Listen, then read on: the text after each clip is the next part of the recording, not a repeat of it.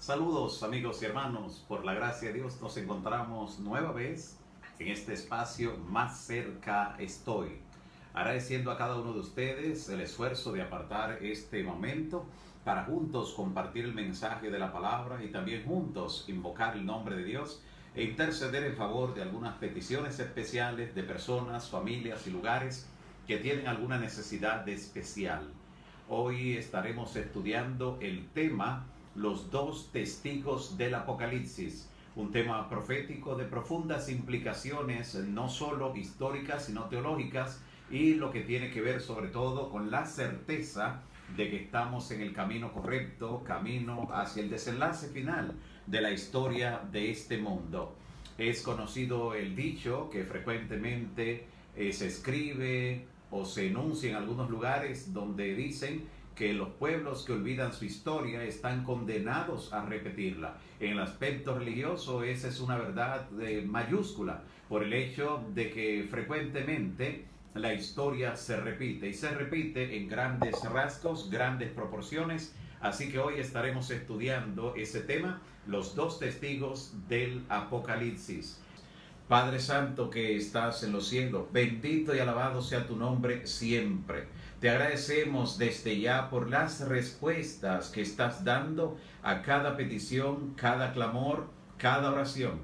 Y sobre todo, Señor, porque en estos momentos nos permites acudir ante ti por los méritos de nuestro amado Salvador, por la sangre que Cristo derramó en la cruz, presentarnos ante ti con este listado de oración. Tú conoces cada persona, cada familia, cada circunstancia que les rodea.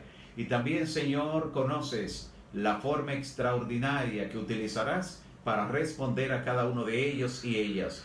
Ruego, Señor, que intervengas de manera especial en la salud de cada una de estas personas, también en la de aquellos amigos y hermanos que en este momento se unen junto a nosotros en oración, además de otras peticiones por asuntos laborales, asuntos financieros, asuntos familiares, asuntos en la corte, problemas judiciales, situaciones diversas. Te ruego, Señor, que intervengas en su vida y le des una pronta salida para glorificar tu nombre. Que la fe de cada uno de tus hijos e hijas no falte y que sea alimentada ahora con el estudio de tu palabra. Guíanos con tu Santo Espíritu. En el nombre de Jesús. Amén. Amén. Nueva vez le agradecemos por estar junto a nosotros para participar de este estudio importantísimo, el estudio sobre los dos testigos del Apocalipsis. Y le invito de inmediato a buscar en su Biblia el capítulo 11 del libro del Apocalipsis. Apocalipsis capítulo 11, donde en su mayoría el relato habla acerca de estos dos testigos que se presentan con tres descripciones diferentes, pero que apuntan al mismo episodio, a los mismos elementos que vamos a ver que representan en la historia profética. Nunca olvide, al estudiar Apocalipsis o Daniel, libros que son pertenecientes a la literatura conocida como literatura apocalíptica, que mayormente fueron reveladas en símbolos, en figuras, y que mayormente no se entiende cómo se lee, sino que al leer una determinada porción, una determinada frase o declaración, tenemos que permitir que sea la misma Biblia la que se explique y aclare los conceptos. Así que leamos en Apocalipsis capítulo 11, desde el versículo 1. Nos dice así la palabra: Entonces me fue dada una caña semejante a una vara de medir, y se me dijo: levántate y mide el templo de Dios, y el altar, y a los que adoran en él. En el Nuevo Testamento, el templo de Dios está siendo una representación de la iglesia cristiana. Por eso, cuando habla acerca de lo que hará el anticristo, en 2 Tesalonicenses 2, dice que se sienta en el templo de Dios, no en un lugar particular de la tierra, geográficamente hablando, sino dentro de la cristiandad, haciéndose pasar nada más y nada menos que por Dios, como dice allí. Así que a esto está representando, está hablando de un juicio al pueblo cristiano, un juicio al pueblo de Dios, ese acto de medir. Recuerde que la medida, la pesa, la balanza constantemente representan juicio. Por eso a Belsasar, cuando se le ejecutó juicio en Daniel 5, se le dijo: pesado ha sido en balanza y fuiste hallado falto. Así que estas medidas de capacidad, de masa, de peso, constantemente aluden a lo que es un juicio. Y entonces dice en el versículo 2, pero el patio que está afuera, y entonces si el templo representa a la iglesia cristiana, representa al pueblo de Dios, el patio, o sea, los que están afuera, representan al mundo, representan a los que no han hecho profesión de fe, aquellos incrédulos que componen el mundo, que componen en su totalidad. Y dice: pero el patio que está fuera del templo, déjalo aparte. Por eso el apóstol Pedro dice en Primera de Pedro 4:17, él dice que es tiempo de que el juicio comience por la casa de Dios. O sea, el juicio se realiza primero al pueblo de Dios. Por eso dice: deja a los otros aparte. Y claro, dice: y si el juicio comienza por nosotros, ¿cuál será el fin de aquellos que no obedecen al evangelio de Dios? Y si el justo con dificultad se salva, ¿a dónde irá a parar el impío y el pecador? De esta manera expresa el apóstol Pedro en Primera de Pedro 4, 17 y 18. Así que deja a los otros afuera. Jesús mismo dijo que el que no cree en el Hijo, el que no cree en Él, ya ha sido condenado. Por eso ninguna condenación hay para los que están en Cristo Jesús. Esos tienen la oportunidad de ser llevados a juicio y ser defendidos por el abogado. Y luego dice entonces la palabra: y no lo midas, a los que están afuera no lo midas, o sea, a ellos no hay que pasarle juicio. Si rechazan la verdad, ya han sido condenados automáticamente, porque ha sido entregado a los gentiles. Recuerde que ya en el Nuevo Testamento el Israel de Dios es la iglesia. Los gentiles, los que están más allá del pacto que Dios ha hecho con su iglesia, aquellos que no han aceptado la verdad, dice, es entregado a los gentiles, y ellos hollarán la ciudad santa. Está hablando otra vez de Jerusalén, del pueblo de Dios. Pero el pueblo de Dios ahora en el Nuevo Testamento, que representa a la iglesia cristiana, cuando habla de que van a hollarlo, está hablando de persecución, de que van a pisotearlo de alguna manera. Y entonces dice: durante 42 meses. Estos 42 meses equivalen a 1260 días, que en la profecía, vamos a leer donde la Biblia dice, a veces hemos hecho alusión, pero vamos a leer directamente donde la Biblia dice que un día equivale a un año. ¿De dónde se parte con este principio? Así que veamos lo que dice Números, tan temprano en la Biblia como en el Pentateuco, Números 14, versículo 34. Mire lo que el Señor, hablando con Moisés, le da esta aclaración con relación a lo que representaba también ese momento cuando fueron a recorrer la tierra, a reconocer la tierra, y sobre los 40 días que finalmente se convirtieron en 40 años que duró el pueblo de Israel allí en el desierto. Números 14, específicamente en el versículo 34, dice así: conforme al número de los días, de los 40 días en que reconocisteis la tierra, llevaréis vuestras iniquidades 40 años, un año por cada día, y conoceréis mi castigo. Un año por cada día. Noten lo interesante, cómo Dios le aplicó el principio día por año para que duraran ese tiempo, ese periodo en el desierto. Pero no solo aquí, también nos lo dice el libro de Ezequiel, capítulo 4, versículo 6. Recuerde que ninguna creencia nuestra, ninguna doctrina se basa en un solo versículo o en un solo pasaje. Así que busquemos otro pasaje también. Ezequiel capítulo 4, versículo 6. Libro del profeta Ezequiel, capítulo 4, específicamente en el versículo 6. Posiblemente en este pasaje lo diga todavía mucho más claro el Señor a través de Ezequiel. Ezequiel, capítulo 4, verso 6, dice: cumplidos estos, te acostarás sobre tu lado derecho. Aquí el profeta Ezequiel le estaba dando un mensaje dramatizado. Era común que Dios llamara a veces a los profetas a dramatizar algún tipo de acción delante del pueblo para luego darle el significado. Primero el drama. En una ocasión incluso le pidió a uno de estos profetas mayores que profetizara desnudo en el pueblo. Un episodio que luego vamos a ver muy interesante, el significado que esto tenía.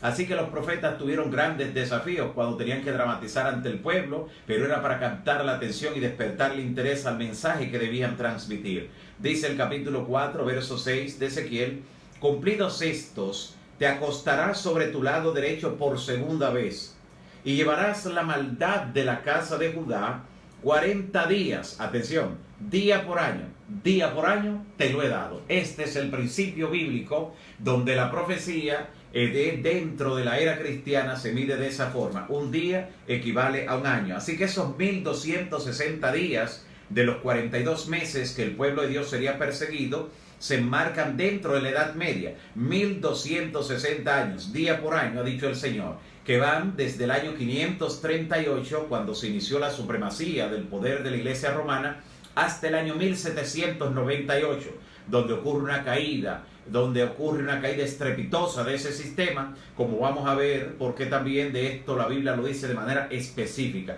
1260 años, había un tiempo determinado para esa persecución del pueblo de Dios. ¿Por qué ese telón de fondo es importante para comprender lo de los dos testigos? Lo vamos a ver ahora mismo. Mire lo que dice entonces el versículo 3 del capítulo 11 de Apocalipsis. Verso 3. Y daré a mis dos testigos, así lo introduce, daré a mis dos testigos que profeticen 1260 días vestidos de silicio. Aquí está otra vez, día por año te lo he dado. Durante 1260 años los dos testigos de Dios profetizarían de luto, vestidos de saco, de silicio, estarían enlutados. La persecución que durante ese periodo se vivió, durante más de 12 siglos en plena Edad Media, hizo que la profecía, que la palabra de Dios estuviera de luto. De hecho, estaba prohibida. Ya hemos dicho que en la lista de libros prohibidos de la Inquisición estaba la Biblia. Imagínense, cuando lámpara es a mis pies tu palabra, dice el salmista. Por eso se le llama a la Edad Media como la Edad Oscura. La lámpara de la palabra estuvo apagada, prohibida. Y así de esta manera entonces dice que sus dos testigos profetizarían vestidos de saco de silicio. Y dice el versículo siguiente, estos testigos, y hablando sobre los dos testigos, son dos olivos y dos candeleros. Note cómo la Biblia, antes de que nos apresuremos a decir, bueno, esos dos testigos deben ser fulano y fulano, este y aquel, la Biblia no nos da espacio para especular. Rápidamente comienza a interpretar quiénes son los dos testigos y dice son los dos olivos y son los dos candeleros. Antes de proseguir, ¿por qué dos testigos, dos olivos y dos candeleros se ubican de manera paralela dándole la misma significación? ¿Qué tienen en común? Bueno, los olivos eran machacados en la antigüedad para con el aceite que se extraía de ellos echar a las lámparas, para echar a los candeleros, como describe aquí. Así que se echaba a los candeleros o lámparas el aceite, la relación entre los olivos y los candeleros. El aceite extraído de los olivos se echaba dentro del candelero y cuando se encendía el candelero entonces alumbraba. El alumbrar en la Biblia es símbolo de testificación. Por eso la palabra alumbra, testifica. Testificación es lo que representa la luz. Por eso Jesús dijo que así alumbre nuestra luz. Él dice, así alumbre vuestra luz. En Mateo 5:16 dice, ustedes son la luz del mundo. Así alumbre vuestra luz delante de los hombres. Está diciendo, así testifiquen ustedes, para que vean vuestras buenas obras y glorifiquen a vuestro Padre que está en los cielos. Así que esta es la relación que hay entre testigos, testificar, candeleros y olivos. El aceite de los olivos se echaba al candelero y el candelero alumbraba o testificaba. Sumamente interesante. Ahora mira lo que dice sobre los dos testigos, que todavía no hemos visto definidamente a quiénes se refiere. Solo estamos mirando características. El verso 5 dice otra característica de estos dos testigos. Dice así: si alguno quiere dañarlos, sale fuego de la boca de ellos y devora a sus enemigos. Y si alguno quiere hacerles daño, debe morir de la misma manera. Estos tienen poder, los dos testigos, para cerrar el cielo, a fin de que no llueva en los días de su profecía. Estas son palabras que suenan muy familiares. Muy familiares. Lanzar fuego, que no llueve en los días de su profecía, y si tienen poder sobre las aguas para convertirle en sangre. Otra expresión significativa. Ayer mismo hacíamos alusión de ese momento donde una plaga convirtió el agua en sangre en Egipto. Y para herir la tierra con toda plaga cuantas veces quieran. Aquí están las plagas también de allí de Egipto. De estos dos versículos, los versículos 5 y 6, gran parte de la cristiandad ha llegado a la conclusión de que estos dos testigos representan a Elías y Moisés. Porque Elías fue el que lanzó fuego y Moisés fue el que pues derramó las plagas por orden de Dios allí en Egipto. Y claro, recuerde lo que hemos dicho con relación a la interpretación de la palabra. Ningún error es inofensivo. O sea, no es simplemente decir yo creo esto y entonces no. Ningún error es inofensivo. Eso es importante que lo entendamos. Llegar a la conclusión de que son Elías y Moisés, cuando en realidad, como vamos a ver en la palabra, no representan a Elías y a Moisés, se hace alusión a ellos aquí por algo muy particular, pero aquellos que creen que son Elías y Moisés, los dos testigos, ¿saben también lo que creen? Creen que entonces Elías y Moisés se van a aparecer en algún momento aquí en la tierra para profetizar. O sea, no dan este episodio como algo histórico que cumplió la profecía, sino como algo que va a ocurrir en el futuro, que se van a aparecer Moisés y Elías. Ya usted puede entender a qué abrirá la puerta esto. Aparte de los engaños satánicos en los últimos días, que tendrá que ver con la personificación de ciertos profetas, de apóstoles, de seres queridos que han muerto, la personificación de ellos, que va a reproducirlos para engañar y para supuestamente mostrar que hay otro tipo de enseñanza bíblica. En el caso de Moisés y Elías, si están con vida, Elías fue con vida al cielo sin ver muerte. En el caso de Moisés, murió, pero fue resucitado por el arcángel Miguel. Por eso el arcángel Miguel tuvo que luchar por el cuerpo de Moisés cuando vino a resucitarlo contra el diablo, que no quería liberarlo de la muerte, como presenta allí Judas, esa carta que está justo antes de Apocalipsis en el versículo 9. Así que estos dos son personajes que están con vida en el cielo, pero no entran en contacto aquí con los seres humanos.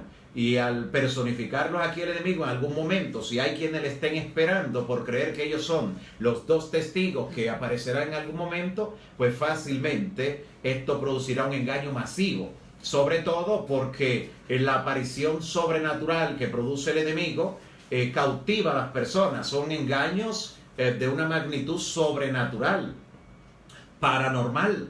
Y cuando la gente se vea frente a esos engaños, tendrá definitivamente que hacer mano de lo que dice la Biblia, echar mano de un así dice Jehová. Es lo único que podrá evitarle ser arrastrado al error. Pero esos engaños serán tan sutiles y conmovedores que engañarán, si fuere posible, dice la Biblia, a los escogidos. Así que volvamos aquí al pasaje en cuestión y veamos la razón por la que aquí está diciendo que si alguien quiere dañarlo. Vamos a ver primeramente en el caso de Elías el momento al que se refiere cuando fuego salió de él, que no se está refiriendo básicamente al monte Carmelo, cuando Elías mandó a que descendiera fuego del cielo. La mayor parte de las personas conocen ese episodio donde Elías pidió y el Señor mandó fuego del cielo y el Carmelo, pero muchos obvian otro episodio de la vida de Elías que tuvo todavía mucho más fuego que en el monte Carmelo. Mira lo que dice la palabra, el libro segundo de los Reyes, capítulo 1, libro segundo de los Reyes, capítulo 1, desde el versículo 9. Mira lo que nos dice la palabra en este pasaje. Segundo libro de Reyes, capítulo 1, versículo 9. Dice así: con relación al rey Ocosías, que estaba enfermo de paso, y en vez de consultar a Dios, primero consultó a alguien que no tenía que consultar. Casi siempre los reyes, cuando estaban en apostasía, consultaban a adivinos, astrólogos, todo eso. Pero dice que luego él envió donde Elías, y mire lo que dice el versículo 9. Luego envió a él un capitán de 50, envió donde Elías con sus 50, el cual subió a donde estaba Elías, y he aquí que él estaba sentado en la cumbre del monte, allá. Y el capitán lo alcanzó a ver y le dijo: varón de Dios, el rey ha dicho que desciendas. Y Elías respondió y dijo al capitán de los 50: si soy yo varón de Dios, descienda fuego del cielo y consúmate con tus 50. Y descendió fuego del cielo que los consumió a él y a sus 50. Volvió el rey a enviar así a otro capitán con 50 más. Y éste le habló y le dijo, cuando lo alcanzó a ver a la distancia: varón de Dios, el rey ha dicho que desciendas pronto. Y le respondió Elías y dijo: si yo soy varón de Dios, descienda fuego del cielo y te consuma con tus 50. y descendió fuego del cielo y lo consumió con sus 50. Este es el episodio al que está haciendo alusión aquí, y es el episodio también preferido, era la historia preferida de Santiago y Juan, los hijos del trueno. Era el episodio favorito cuando a Jesús no lo recibieron en una ciudad samaritana. Recuerden que fueron ellos que le sugirieron a Jesús: Jesús, ¿quiere que mandemos que descienda fuego como hizo Elías? Y no se estaba refiriendo al fuego de Carmelo, sino a este que consumió a esas personas. El del Carmelo solo consumió la víctima del sacrificio con el agua y todo, como dice la descripción allí. Así que a este episodio se refiere. Y entonces el de Moisés, ya lo vimos, ayer también hablábamos acerca de ese milagro de convertir el agua en sangre, y también en lo que tiene que ver con las plagas. Ahora, ¿cuáles son estos dos testigos que profetizaron durante 1260 años? Lo primero es que ninguna persona vivió 1260 años. Está diciéndonos entonces que no se trata de una persona, que el elemento que describen los dos testigos es impersonal, en lo que tiene que definirse claramente, ni como alguien que bajaría del cielo, ni como alguien que estaría presente aquí, sino que estamos hablando de otro elemento.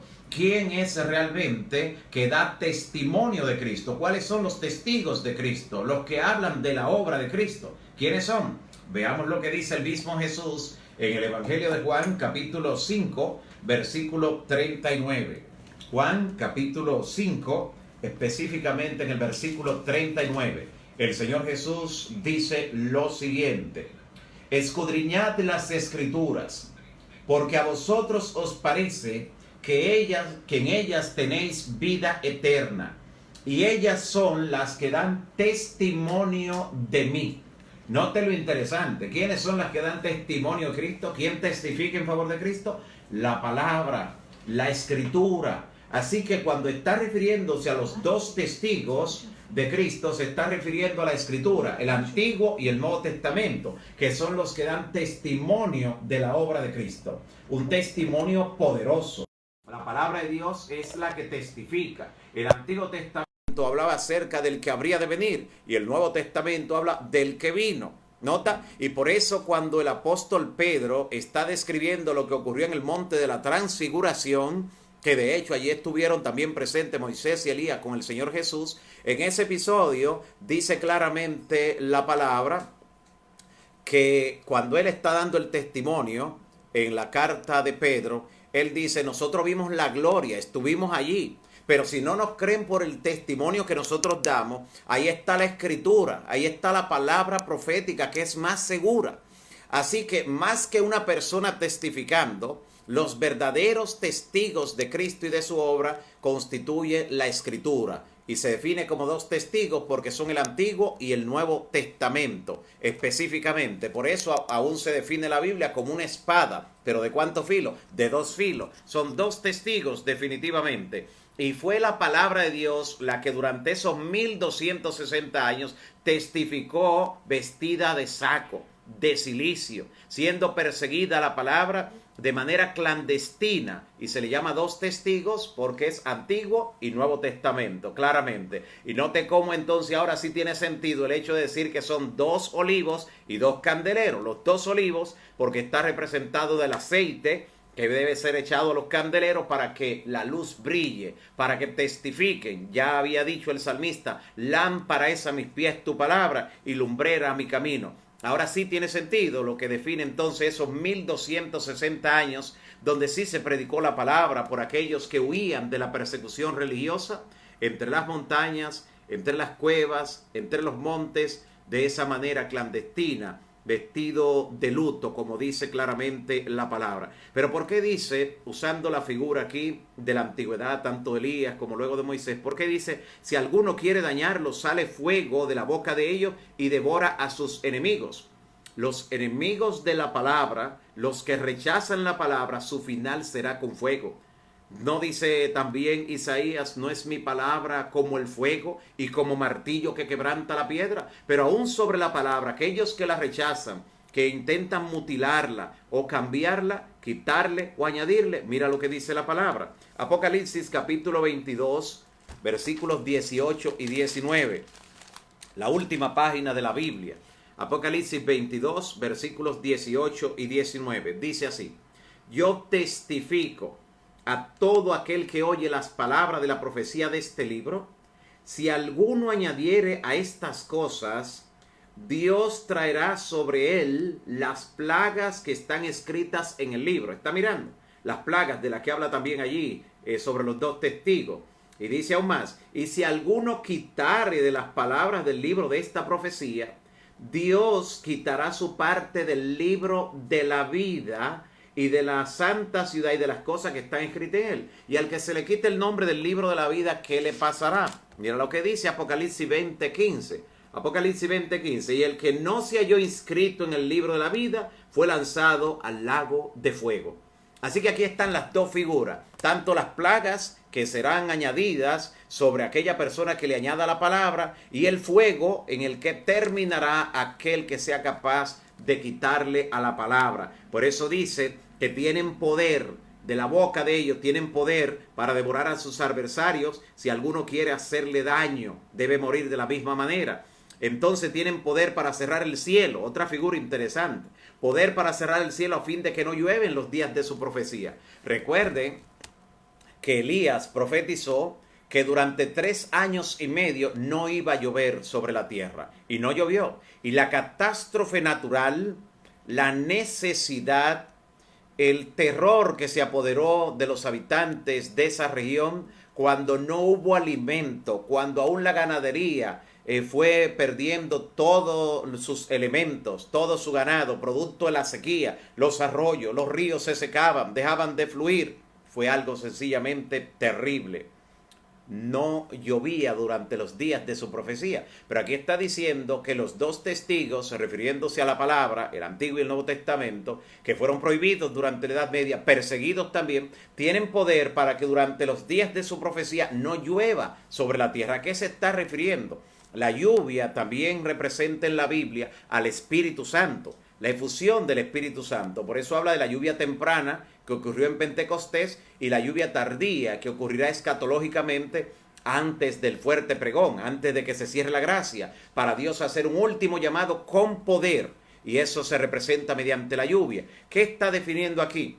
Que durante los días de su profecía tenían poder para que no lloviera sobre la tierra. La sequía espiritual que hubo durante la Edad Media y que se reflejó en todos los órdenes, no tiene comparación en ninguna otra época de la historia. Rechazar la palabra, como fue rechazada y prohibida por el poder de la Iglesia romana y como tenían el cetro en todo el mundo conocido en ese entonces, pues la prohibición llegó a todos los rincones. Y esa prohibición que se hizo sentir en el viejo mundo de manera especial, produjo una sequía espiritual que aún las personas que buscaban de alguna manera la palabra tenían dificultad para accesar de alguna manera a ella. Hubo una sequía espiritual y no se manifestó poder durante ese periodo en el orden espiritual, producto de que la palabra estaba prohibida. Sigue diciendo aún más, y también tienen poder sobre las aguas para convertirlas en sangre. Las aguas, según nos dice el mismo libro de Apocalipsis, capítulo 17, versículo 15, representan muchedumbres, pueblos y lengua.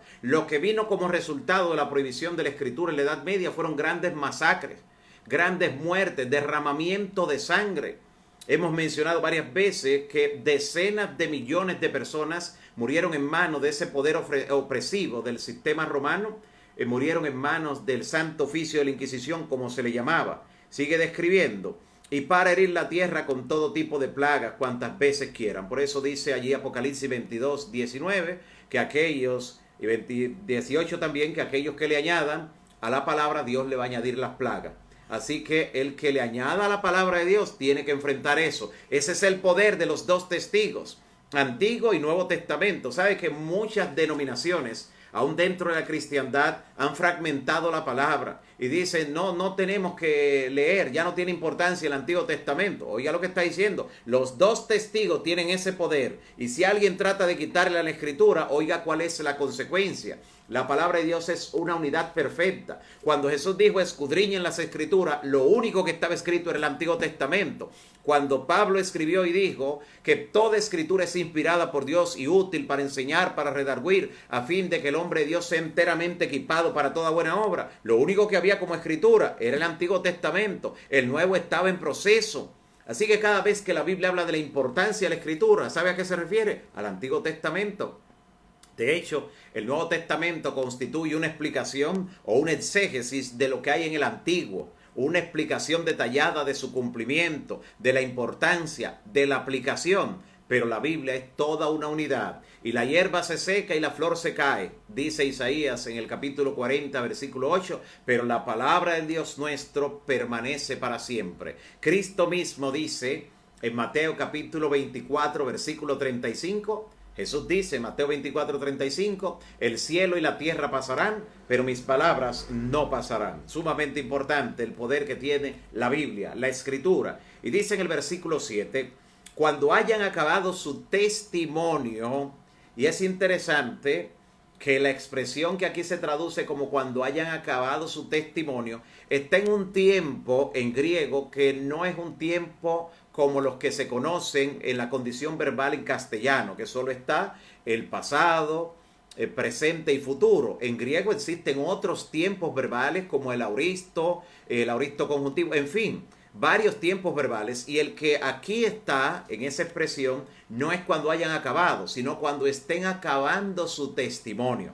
Y vamos a ver por qué tiene sentido la expresión así. Y cuando estén acabando su testimonio, los dos testigos, o sea, cuando se estén acabando los 1260 años, ya casi en 1798, pero todavía, cuando estén acabando su testimonio, poco antes de 1798, dice aquí, la bestia que sube del abismo, que como vamos a ver, representa a Francia.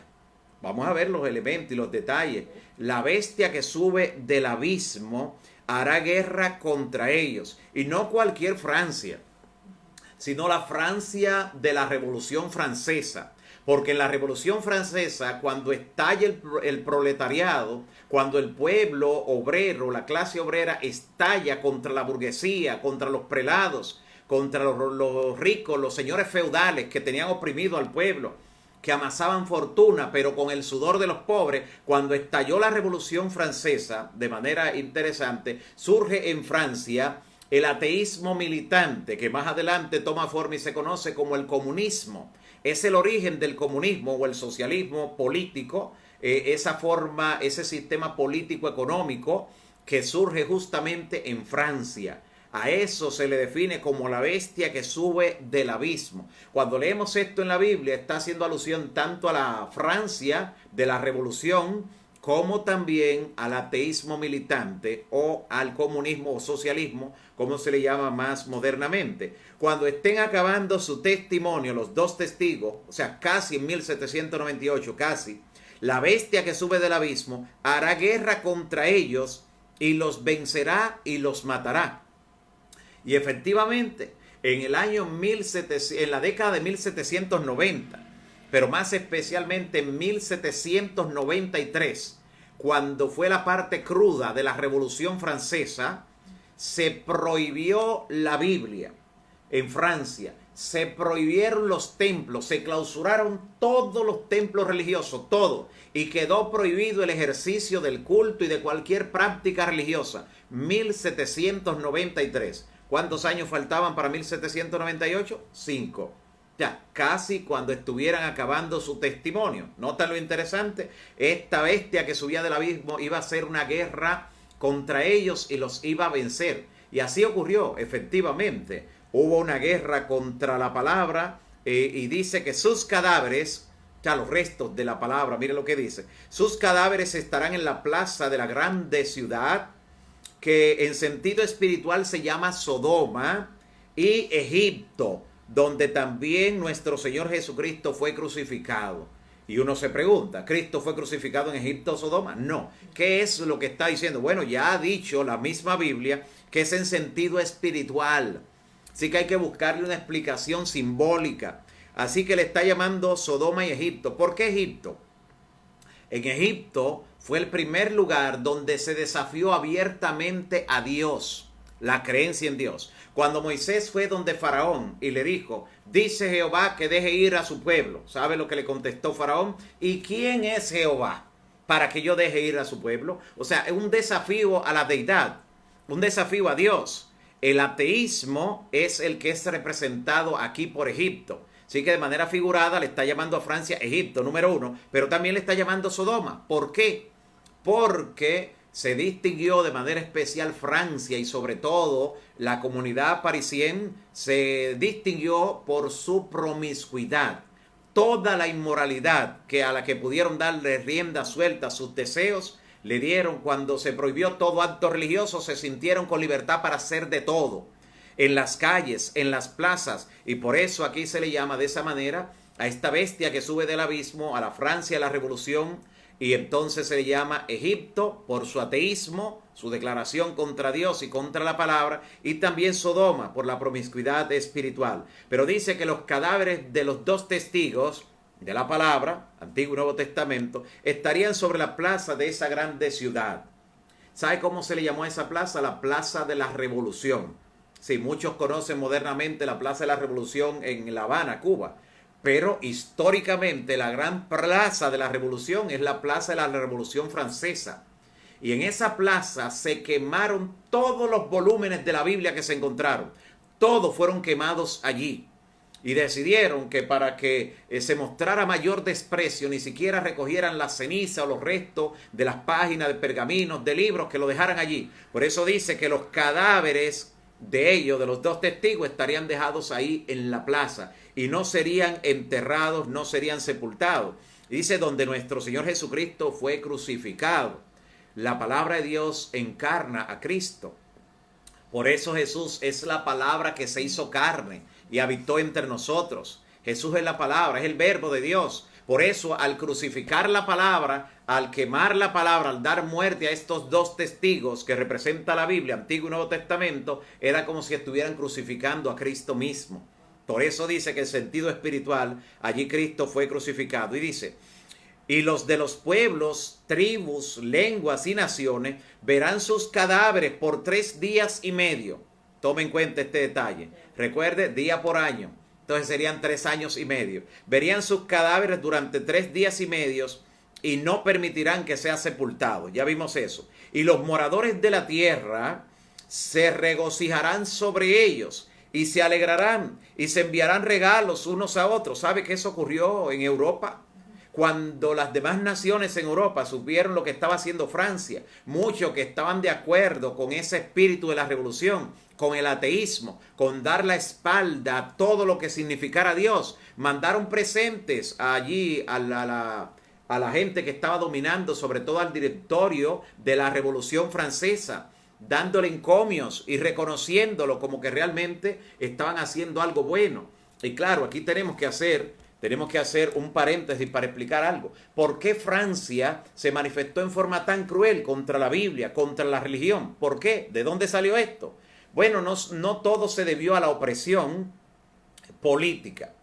No todo se debió a la opresión política. Recuerde que el principal señor feudal estaba en Roma. O sea, el poseedor de la mayor cantidad de las tierras feudales estaba en Roma y era quien, para favorecer a uno u otro, repartía las tierras. Dentro de la burguesía estaban entremezcladas la clase rica de Francia, pero también lo que tenía que ver con los prelados de la iglesia romana, los obispos, los sacerdotes, todo estaba entremezclado, eran los que gobernaban y eran los que dominaban y manejaban la riqueza. Así que cuando estalla la revolución, la gente no vio diferencia entre la burguesía y la iglesia romana, porque eran lo mismo. Y así, después que fueron muertos el rey de Francia, Luis XVI, y también la reina María Antonieta, Luis XVI fue justamente muerto en la guillotina el 21 de enero del año 1793. Luis XVI. Así llevaron al rey de Francia a la muerte en la guillotina. 10 meses después, el 16 de octubre también del año 1793, María Antonieta, de solo 37 años de edad, también fue pasada por la guillotina, fue ejecutada de esa manera. ¿Y qué hicieron los franceses? En septiembre de ese año 1793 buscaron a todos los prelados, todos los obispos que encontraron como parte de la burguesía, como parte de ese poder opresor, lo buscaron y también lo hicieron pasar por la guillotina. Así que este fue un movimiento, la Revolución Francesa, contra la religión, contra la Biblia, porque lo que ellos conocían de la religión y de la Biblia no era lo que la palabra plantea, era lo que tenían en la iglesia romana. Y por eso cuando ellos se manifestaron contra la religión, buscaron incluso a los protestantes, que realmente eran los que tenían la Biblia. Roma manejaba a su antojo y tenía escondida la palabra, pero los protestantes, estamos hablando de la 1793, ya hacía alrededor de más de 200 años que había estallado lo que era la Reforma Protestante. Y de esa forma ya la Reforma había puesto en la mano de la gente la Biblia. Pero lo que todavía significaba un poder opresor, un poder dominante, unido a la burguesía, el poder de la iglesia romana, esa era la imagen que el pueblo tenía sobre la religión, la opresión, la persecución todavía que hacía Roma, y por eso se manifestaron en forma tan cruel y decidieron, en el lugar de donde se oficiaba la principal religión allí en Francia, que era en la Catedral de Notre Dame. Algunos la recordarán porque hace un tiempo corto atrás se incendió este lugar y llamó la atención de la gente. Pues esa catedral antiquísima, allí en el centro de la catedral, los revolucionarios, el directorio o la Asamblea Revolucionaria de Francia, llevó la imagen de una mujer que deificaron, la colocaron como una diosa, hicieron toda una ceremonia y dijeron: en lugar de Dios, esto es lo que estamos colocando, la diosa de la razón. No necesitamos más religión. Y ya hemos dicho por qué se manifestaron en forma tan radical contra todo lo que era Dios, todo lo que era religión, porque realmente los representantes que tenían de la religión allí no le habían enseñado cosas buenas. Habían tergiversado el carácter de Dios ante el pueblo, ante la gente, con la opresión, con el dominio, con la injusticia, y por eso se manifestaron de esa forma tan cruel. Y por esto, entonces, esa bestia que sube del abismo, que representa el ateísmo militante, el comunismo en la Revolución Francesa, hizo esa guerra abierta contra la palabra. Y no se quedó allí. Hemos visto que la historia del comunismo, del ateísmo militante en asuntos políticos, donde domina el comunismo con su totalitarismo, prohíbe el ejercicio de la religión, prohíbe las Sagradas Escrituras. Ahora, debido a los cambios que ocurrieron a final del siglo XX, es que vemos que países donde se practica cierta forma de comunismo, como Cuba y otros lugares, tienen cierto grado de apertura, pero aún así, como en China también, los dueños de los templos, los dueños de todo lo que se hace allí, es el Estado. Incluso todo lo que tiene que ver con ofrendas y demás que se colecten en esa iglesia, es el Estado quien lo maneja, quien lo distribuye y quien decide qué pagar o qué no pagar a los que están al frente de esas religiones.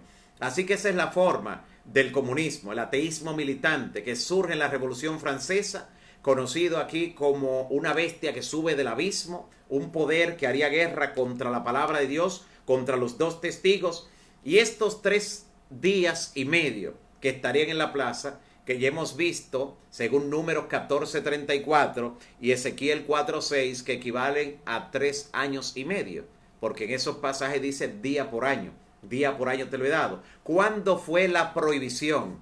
¿Cuándo fue la prohibición del directorio de Francia, de la Asamblea Revolucionaria? La prohibición fue el 23 de noviembre del año 1793. 23 de noviembre del año 1793.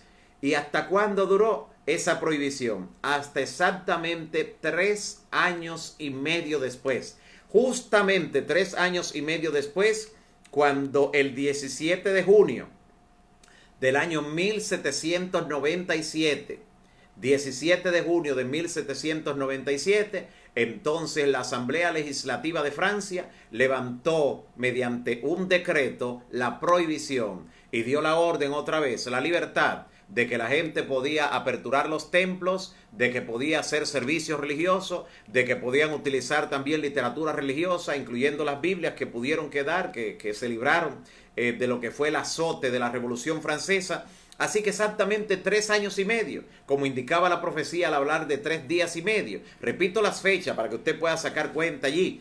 Desde el 23 de noviembre, que fue la prohibición, 23 de noviembre del año 1793, el mismo año que fueron pasados por la guillotina María Antonieta, Luis XVI y el grupo de prelados de la iglesia romana.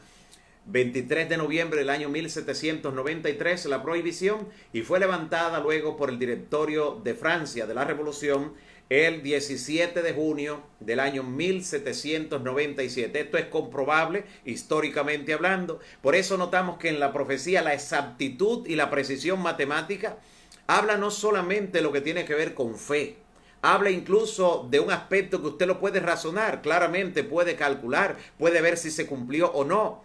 Dios da esos detalles en la profecía para que logremos creer que realmente Él es el único que tiene control sobre la historia, el que puede anticipar con siglos, siglos y siglos, casi unos 18 siglos antes de que todo esto se cumpliera. Ya el Señor lo había plasmado en las Escrituras a través del libro del Apocalipsis de manera especial. Dice el versículo 10: y los moradores de la tierra se regocijarán sobre ello. Ya vimos esa parte, y se alegrarán y se enviarán regalos unos a otros, porque estos dos profetas, hablando de los dos testigos, habían atormentado a los moradores de la tierra. O sea, cuando la gente no quiere que alguien le prohíba algo, siente que la palabra lo está atormentando. No se imagina usted la cantidad de personas que viven en esta generación que quisieran que la Biblia no existiera, para ellos sentir libertad de lo que le llaman su estilo de vida, la forma que han elegido, ciertas prácticas pecaminosas. Pero ¿dónde dice que es pecado? En la Biblia. Eso tortura su conciencia. Por eso dice que se alegraron mucha gente cuando quemaron la Biblia, porque dijeron, ya salieron de ese libro. Sí, hay gente que quisiera librarse de lo que dice la palabra. Pero el cielo y la tierra pasarán, dijo Jesús, pero sus palabras no pasarán. Incluso allí en Francia, como un símbolo de lo que ellos querían hacer con la palabra, en la ciudad de Lyon, la Biblia fue atada a la cola de un asno a lo largo así para ser despedazada en el camino mientras éste corría, como un símbolo del desprecio que ellos recibían de la palabra. Todo eso está en la historia universal. Pero el versículo 11 va a decir ahora: pero después de 3 días y medio entró en ellos el espíritu de vida enviado por Dios, y se levantaron sobre sus pies, y cayó gran temor sobre los que lo vieron. O sea, se vio obligado el directorio de la Asamblea Revolucionaria de Francia a dar libertad otra vez para los cultos, aperturar los templos, dar libertad para que se estudiara la Biblia. ¿Por qué? Cuando se prohibió la Biblia y todo tipo de culto religioso, la gente se entregó a una depravación que nadie ni nada estaba seguro. La gente creyó que ya no tenían límites en lo que podía hacer. Nadie podía confiarle nada a otra persona, porque lo único que habla de lealtad, lo único que habla de fidelidad es la Biblia. Lo único que habla de moral, de ciertos niveles en que la persona moralmente tiene que comportarse, es la Biblia. Donde la gente no siente que tendrá consecuencia de sus actos morales, es capaz de hacer cualquier cosa. Y eso fue lo que vivió Francia. No tener nada que sustentara los hilos morales de la conducta de la gente hizo que realmente ellos se desesperaran. Iban directo al caos en Francia y tuvieron que levantar. Y por eso, cuando mucha gente vio que de nuevo se aprobó el ejercicio de la práctica religiosa, que se aperturó otra vez la oportunidad de leer la Biblia, entonces la gente se atemorizó.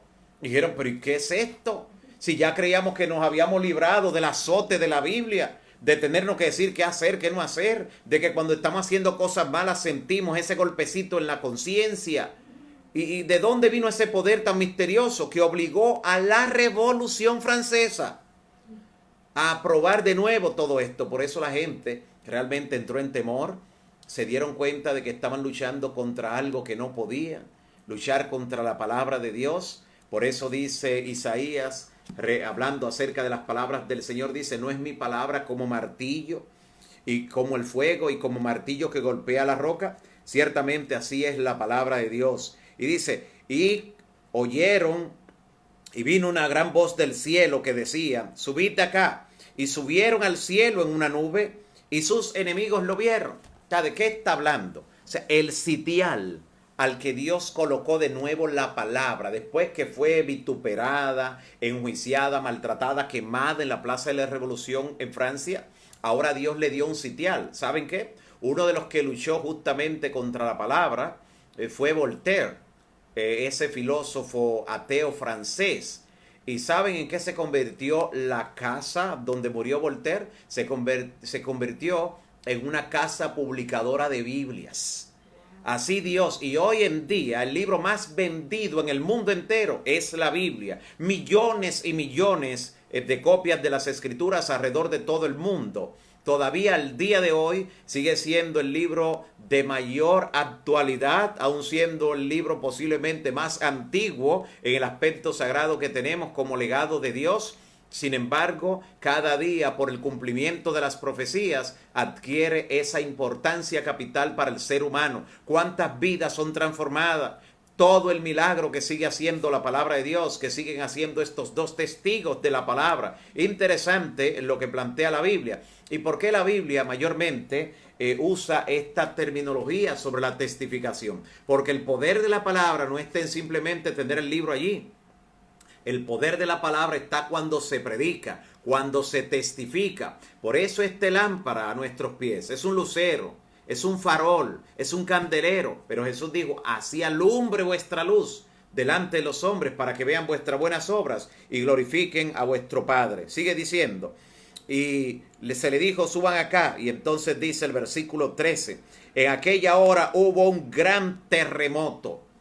Luego de esa reivindicación de la palabra de los dos testigos, recuerde que estamos en el año 1797, cuando eso ocurre, 1797. Justo al año siguiente, 1798, la Biblia describe un gran terremoto. ¿A qué se refiere ese terremoto en la profecía? A esa gran conmoción que hubo justamente en el mundo religioso opresor, que estaba junto, unido también a la opresión política en toda Europa. En ese año es donde recibe un golpe mortal la iglesia romana, el papado, porque en 1798 justamente el mariscal francés Louis Alexandre Berthier, por orden de Napoleón Bonaparte en su política de expansión en plena Revolución Francesa, después que mataron a Luis XVI, a María Antonieta y a todos los obispos que pudieron encontrar y sacerdotes allí en Francia, entonces dijeron, ahora hay que buscar al principal.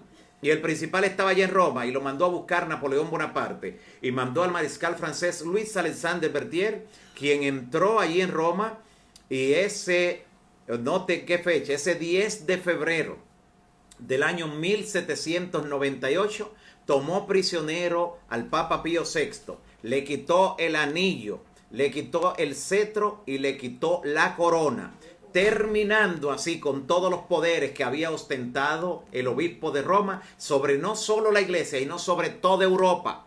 Realmente este sistema papal fue heredero del Imperio Romano.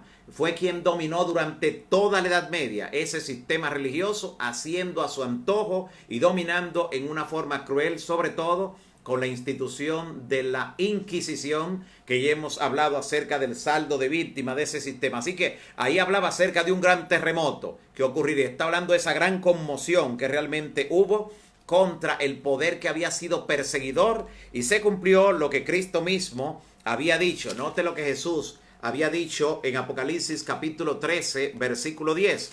Note por qué terminó así. Este Papa Pío VI no solo fue hecho prisionero y destituido de todos los poderes en Roma, sino que fue llevado al exilio por el mariscal francés, y allí en el exilio murió al año siguiente. En Apocalipsis 13:10, el Señor había profetizado, si alguno lleva en cautividad, va en cautividad. Y así se lo llevaron cautivo, porque él había mandado a poner a mucha gente cautiva, prisionero, diciendo que eran personas herejes. Y entonces dice, si alguno mata a espada debe ser muerto. Justamente la espada representa ese poder militar que le quitó esa autoridad. Por eso Jesús dijo también en la palabra, en Mateo 26:52, si alguno mata a espada debe ser muerto. Y esto fue lo que ocurrió como saldo de esta Revolución Francesa al finalizar. Muy interesante. Vean cuánta verdad y cuánto conocimiento se encierra en esta profecía, que tiene que ver con los dos testigos, los dos candeleros, los dos olivos que representan la palabra de Dios. La palabra de Dios, que es la que testifica de Cristo, compuesta por Antiguo y Nuevo Testamento, es la espada del Espíritu, pero es una espada ¿de cuánto filo? De 2 filos. Son los dos testigos, y la palabra de Dios es poderosa. Por la palabra viene la fe. La fe viene por el oír la palabra. Que Dios cimente tu fe sobre la roca eterna que es Cristo Jesús y te haga crecer en la gracia también. Que Dios te siga bendiciendo, amigo y hermano. Padre Santo que estás en los cielos, bendito y alabado sea tu nombre por siempre. Gracias, Señor, por tu palabra. Gracias por la Sagrada Escritura, por esos dos testigos que aún están con nosotros. Y gracias por el poder que tiene tu palabra. Ya tu palabra nos ha dicho claramente que podemos acercarnos a ti confiadamente. Por eso vamos a ti, Señor, para presentarte este listado de oración. Cada persona, cada amigo, cada hermano, cada familia, cada situación, interven según en cada una de ellas, Señor, para glorificar tu nombre. Haz el milagro allí de acuerdo a tu voluntad. Fortalece nuestra fe. Danos crecimiento en la gracia al seguir estudiando tu palabra. Y da una bendición especial a cada amigo y hermano que se conecta y que se ha convertido en un canal de bendición aún para otros. Que mañana volvamos a reunirnos para estudiar tu palabra. En el nombre de Jesús. Amén. Amén. Dios te siga bendiciendo, amigo y hermano.